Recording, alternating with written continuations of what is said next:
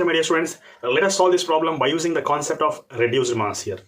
If you see this problem here, a block of mass small m is going to collide a block which is attached to a spring. That's it.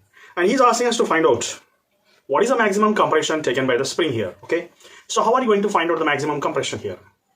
Now just see here, kinetic energy of a moving block is equal to spring energy, which is said to be compressed potential energy. Okay, so potential energy of a spring we can say here. By using this concept, we can say that energy can neither be created nor be destroyed, but it can be converted from one form to another form here. That's it. That's a very simple concept here.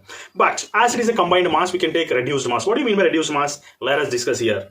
So half m reduced mass and v relative whole square, which is nothing but potential energy of a spring, which is going to be half kx square. That's it. Okay. So half gets cancelled here.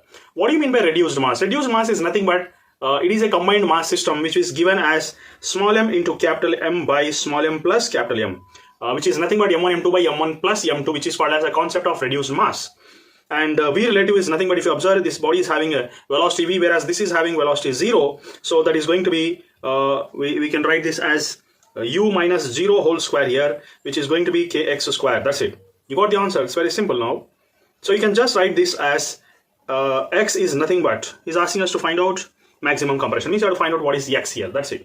So what is x here? X is nothing but, you can write this as a square root of m capital M by small m plus capital M into 1 by k, and this u will come outside here because it is going to be u square. Under root becomes u, which is going to come outside. So with this, it is clear that your correct option is going to be option number A. That's it. That's it. It's very simple.